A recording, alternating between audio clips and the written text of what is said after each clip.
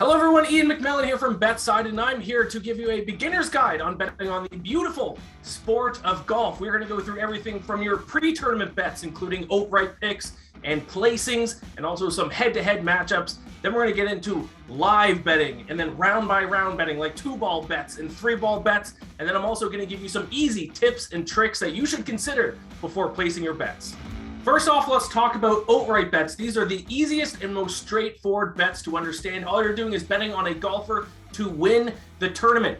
Now, these are a little bit more riskier, but if you do hit the bet, you will be rewarded with a nice little payday. For example, if Rory McIlroy is set at plus 1,500 to win the Masters, and you place $100 on him to do that, you will win a nice little profit of $1,500 if he does put on the green jacket.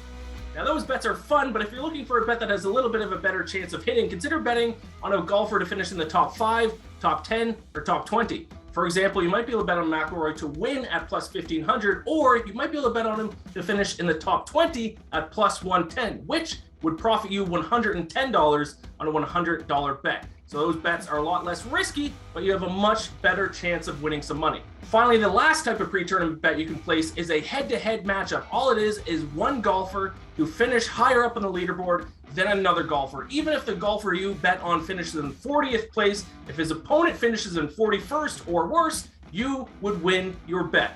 Now, don't forget, just because you didn't get your bets off before the tournament teed off doesn't mean you can't get in on the action. There are things called round betting, and one of my favorite types of bets to place are 2-ball bets or 3-ball bets. All you're doing in these kinds of bets is betting on one golfer to have the best score for that round with the golfer or golfers that he's paired with. That way, you can focus on only one specific group as they're playing each hole together.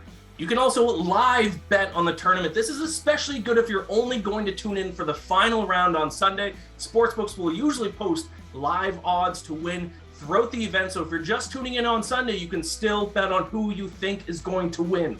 Now let's talk about some easy and simple tips and tricks that you should consider before betting on a golf tournament. The main piece of advice I give new golf bettors is that this sport is unique in that it's not athlete against athlete, it's athlete against the course. So how does a golfer's style of play fit the course? How has he performed at the course in recent years? A really simple example is if it's a long course that's going to benefit big drivers of the golf ball, you should probably stay away from betting on shorter hitters. Another piece of advice is recent form. How has a golfer performed the past few weeks? If they've missed a few cuts, maybe you should stay away from betting on them until they get back into form.